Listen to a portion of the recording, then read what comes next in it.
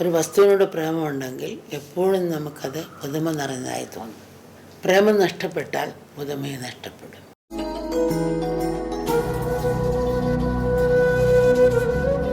പുതുവത്സര പിറവിയിൽ ജനങ്ങൾ happy new year എന്ന് പരസ്പരം ആശംസിക്കാറുണ്ട്. യഥാർത്ഥത്തിൽ കലണ്ടറിലെ അക്ഷരങ്ങൾ മാറുന്നതുകൊണ്ട് മാത്രം സന്തോഷം കൈവരിക്കുകയില്ല. നമ്മുടെ കാഴ്ചപ്പാടിലും പ്രവൃത്തിയിലും ശരിയായ മാറ്റം വരുമ്പോൾ മാത്രമേ സന്തോഷം അനുഭവപ്പെടുകയുള്ളൂ. ആഘോഷം നമുക്ക് രണ്ട് വിധത്തിൽ കൊണ്ടാടാം. ഒന്ന്, മിക്ക ആളുകളും ചെയ്യുന്നത് പോലെ കലണ്ടറിൽ നോക്കി അത് കാണിച്ചിരിക്കുന്ന ദിവസങ്ങൾ മാത്രം ആഘോഷപൂർണ്ണം ആക്കാം. അന്നത്തെ ദിവസം മാത്രം പടക്കം പൊട്ടിച്ചും പുത്തിരി കത്തിച്ചും പാടിയും ആടിയും ചില ആഗ്രഹങ്ങൾ സഫലീകരിച്ചും ആഹ്ലാദിക്കാം.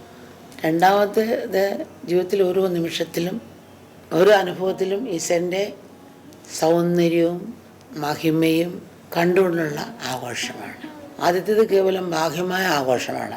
അത് വെറും വിനോദമാണ്. എണ്ണമറ്റ യാതനകളുടെയും വേദനകളുടെയും നടുവിലുണ്ടാകുന്ന ചെറിയൊരു ഇടവേളയാണ് വിനോദം. മിന്നൽപ്പിണരൻ്റെ ആയുസ് പോലെ ഏതാനും നിമിഷം മാത്രം സന്തോഷം നൽകി മാഞ്ഞു പോകുന്ന ഒരനുഭവം. നല്ല ആഘോഷം മനസ്സിന് സ്ഥിരമായ അവസ്ഥയാണ്. ഏതെങ്കിലും ഒരു ആഗ്രഹം സഫലീകരിക്കുന്നതുകൊണ്ട് നേടാൻ കഴിയുന്നതല്ല ശരിയായ ആഘോഷം. നിരന്തരമായ തയ്യാറെടുപ്പിൻ്റെ അവസാന ഘട്ടമാണ്. സത്യത്തെ അറിയാനുള്ള ആഗ്രഹവും അന്വേഷണം ആദ്യം നമ്മുടെ ഉള്ളിൽ നിന്നുണ്ടാകണം. നമ്മൾ നമ്മളോട് തന്നെ ചോദിക്കേണ്ട ചില ചോദ്യങ്ങളുണ്ട്. ഒന്ന്, ഞാൻ ആധ്യാത്മിക പാതയിൽ വേണ്ട രീതിയിൽ പുരോഗമിക്കുന്നുണ്ടോ? ചിട്ടയിലും സാധനയിലും ശ്രദ്ധ പുലർത്തുന്നുണ്ടോ? അതോ വഴിതെറ്റി സഞ്ചരിക്കുകയാണോ? രണ്ട്, എൻ്റെ ജീവിതം എനിക്ക് വേണ്ടി മാത്രമാകരുത്.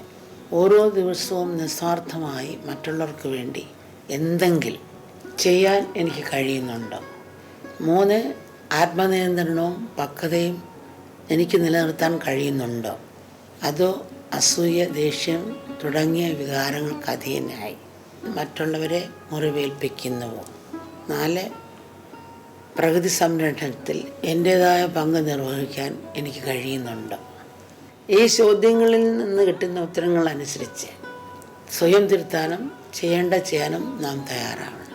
ദൃഢനിശ്ചയങ്ങൾക്കും തളരാത്ത പ്രയത്നത്തിനുമുള്ള സമയമാണിത്.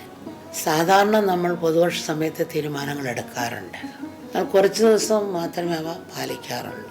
നമ്മുടെ തീരുമാനങ്ങൾ ഉപേക്ഷിക്കുവാൻ നമ്മൾ എന്തെങ്കിലും ന്യായീകരണങ്ങൾ കണ്ടെത്തും. ഒരു പുതുവത്സര ആഘോഷ സമയത്ത് ഒരു ചെറുപ്പക്കാരൻ തൻ്റെ സുഹൃത്തിനോട് സിഗരറ്റിന് വേണ്ടി ചോദിച്ചു. പിന്നെ സുഹൃത്ത് പറഞ്ഞു, പുതുവർഷത്തെ നീ സിഗരറ്റ് വലി നിർത്തുമെന്നാണല്ലോ പറഞ്ഞത്. പിന്നെ ചെറുപ്പക്കാരൻ പറഞ്ഞ്, ഞാൻ പുകവലി നിർത്തിക്കൊണ്ടിരിക്കുകയാണ്. എൻ്റെ ഒന്നാം ഘട്ടമാണിത്. ഇനി ഞാൻ വില കൊടുത്ത് സിഗരറ്റ് വാങ്ങില്ല. സുഹൃത്തുക്കളുടെ കയ്യിൽ നിന്ന് കിട്ടുന്നതേ വലിക്കുകയുള്ളൂ. ഇതാണ് ഒന്നാം ഘട്ടമെന്ന് ഞാൻ പറഞ്ഞത്. ഇങ്ങനെ ആയിരിക്കരുത് നമ്മുടെ പ്രതിജ്ഞകൾ. ദൃഢനിശ്ചയത്തോടെ നമ്മുടെ തീരുമാനങ്ങൾ പാലിക്കണം. ഒരു വസ്തുവിനോട് പ്രേമമുണ്ടെങ്കിൽ എപ്പോഴും നമുക്കത് പുതുമ നിറഞ്ഞതായി തോന്നും. പ്രേമം നഷ്ടപ്പെട്ടാൽ പുതുമയെ നഷ്ടപ്പെടും. ലോക സുന്ദരിയെ ഒരാൾ പ്രേമിക്കുകയാണ്. ഭയങ്കര തുള്ളിച്ചടി കളാച്ച പിന്നെ ലോകസുന്ദരിയെ കല്യാണം കഴിച്ചു. കല്യാണം കഴിഞ്ഞ് അവർ തമ്മിൽ പഴക്കമൊക്കെ ഉണ്ടായി കഴിഞ്ഞപ്പോൾ എങ്ങനെയെങ്കിലും അവൾ ഉപേക്ഷിച്ചാൽ മതി. നേരത്തെ അവൾ ഒരു നിമിഷം കാണാതിരിക്കാൻ വയ്യ. എപ്പോഴും അവൾ ചുറ്റിപ്പറ്റി കറങ്ങി നടക്കും. പിന്നെ ഒരു നിമിഷം അവളുടെ അടുത്തിരിക്കാനും വയ്യ. അവളെ കാണുന്നത് തന്നെ പരിസ്ഥിതിയായി തോന്നി.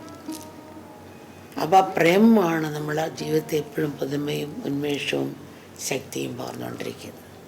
സ്നേഹമാണ് എല്ലാത്തിനെയും പുതുമയുള്ളതാക്കുന്നത്.